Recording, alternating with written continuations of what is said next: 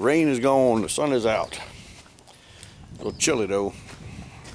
It's in the mid-50s, but it's supposed to get up at least in the high 60s, so it'll be decent working outside. I got them coming together. Found my side screens with the proper amount of patina on them, and didn't get to show y'all when I finished up the hood, stitching this little piece of metal in there and got this hole fixed up. Oh, fella, one of my very astute viewers said that I had mentioned that as soon as I finished welding that onto the hood, it'd be ready to take to the car show. He said he thought a little bit of clay bar on the paint might help, so I didn't have a clay bar, but I went ahead and just threw some dirt on there, and I think it helped. Not sure if that's what he had in mind or not, but it helped. I told him instead of a clay bar, I was going to put a clay track on there. Rub some clay track on him. So I guess got to yank the hood off and finish plumbing up my water injection. A lot of people seem to be interested in that for some reason, so I'll show y'all some more of that. Speaking of patina, this here's a hat that I haven't worn too much. I don't know if it was one of my dad's hats. He wore it a little bit. This is my hat that I've been wearing for about a year and a half. Used to look more like that one. Used to be that color.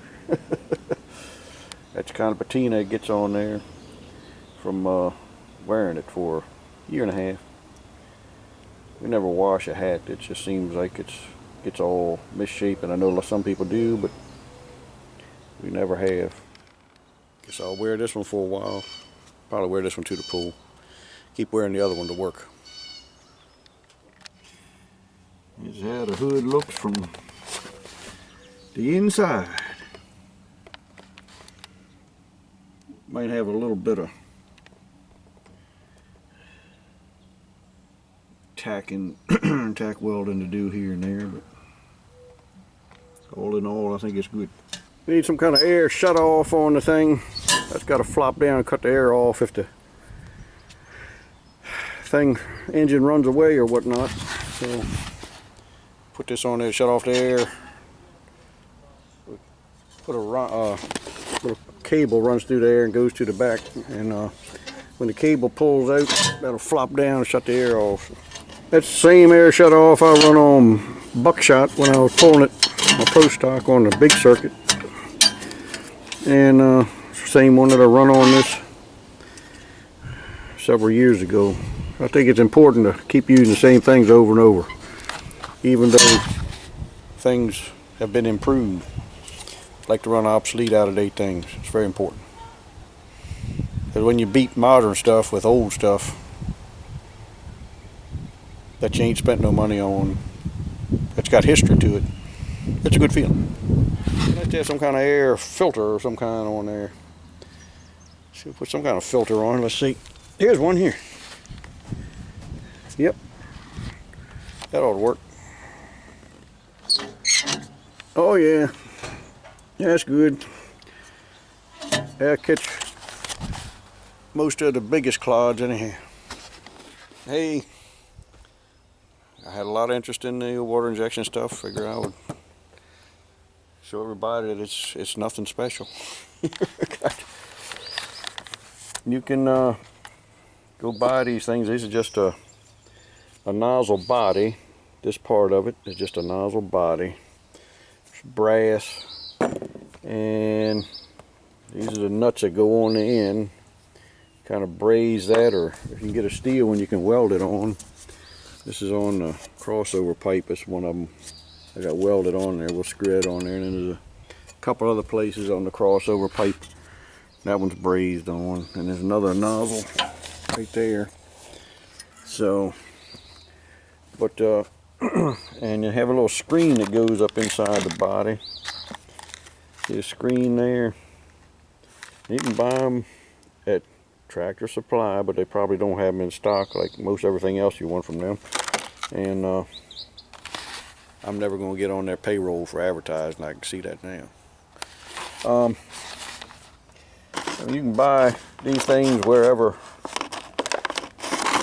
fine sprayer parts are sold.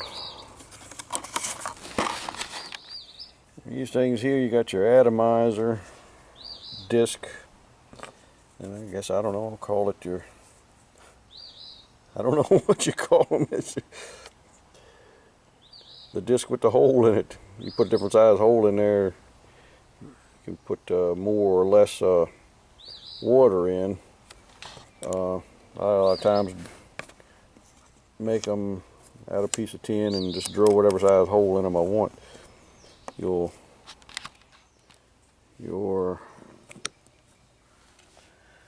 screen goes in there. That's just kind of to make sure any little particles that might plug up your nozzle get caught by the screen. Then your little swirl or atomizer disc, whatever you want to call it, goes in there. And I usually turn them this way. And then that disc with the hole in it goes on there, and then your nut goes on there. There's no big mystery about it. All just agricultural sprayer parts. No big deal. You got them all stacked together, kind of just put them inside there and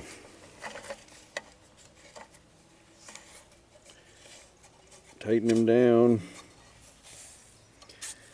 and I'll hook my water line up to it. Got your all this high-tech stuff. I got a low-tech actually. This ball valve is how I turn my water injection on, just because, I don't know, it's easy to do. I like to use stuff that I got just laying around. Like I say, ain't reason to spend a lot of money. Open your ball valve up just when you come off the line. That's what I do. And I got to put a line to go up to this nozzle, and I got to have a line from this nozzle go to the next one. So this line will go to the nozzle, and the line come out of there and go to the next nozzle. I'll get it all plumbed up and show you. If you want something a little less clunky, a little smaller, and you got these, you can hook these up. If I'm putting them, like 6 of them in my intake, one in each intake runner, I would screw these in there. These just screw in there, and it's like, this is your spray nozzle itself, just water sprays out of there. You can get different sizes of them. It's really easier and more compact and probably better, but I'm running the old antique stuff just for fun. There you go. There's a lot of little things you don't show just because it's boring, but just to give you an idea of what you got to do. I've been moving the radiator up a little bit, and I got to trim this hose off some to get it to get up in here. I wanted to raise the radiator up some, not because of problem here, but just the top of the radiator was lower than the hose coming out the engine. I didn't want the water to have to go downhill, you know. So anyhow, hot water goes up, so I want to raise it up to at least be on about a level. So just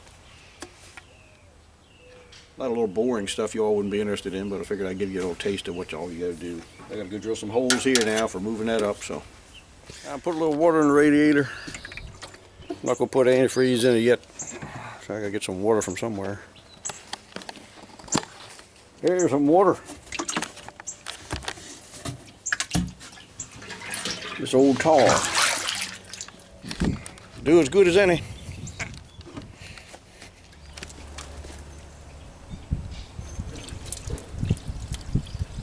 Should be enough sediment in it to plug up any little holes that might have developed. Mosquitoes and stuff. Make good stop leak. Mosquito larvae.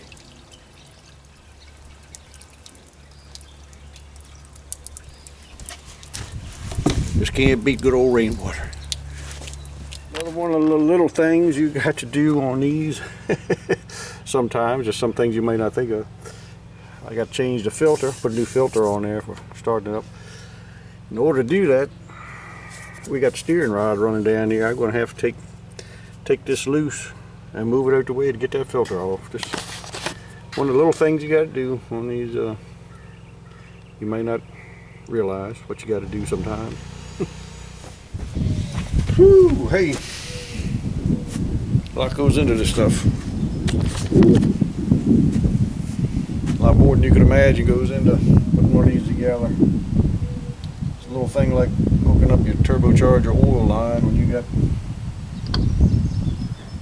threads on one end that won't go on the fitting that's on the turbo.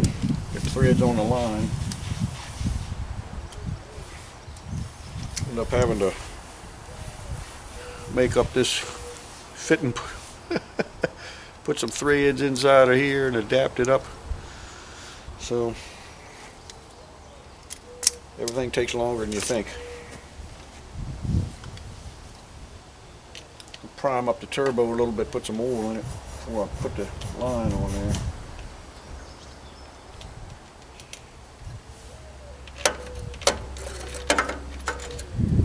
Don't look like it's going to get started today. Had too much else going on. Had some visitors. Not that that slowed us up too much, but we're working on this, or the boys are working on this sled for the little compact diesel limited pro stock class.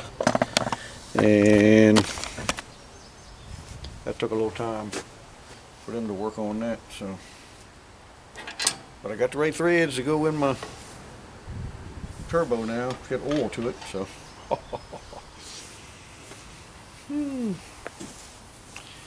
We'll get it. Yeah, we got them on there. Yep. Tomorrow's Mother's Day, so I won't have as much time to work on in the afternoon as I would normally. I'm not sure the weather's going to be fit for it to work on outside anyway, so. Be touch and go working on it this week, getting it done. Anyhow, I'll put some updates out there. Catch you later.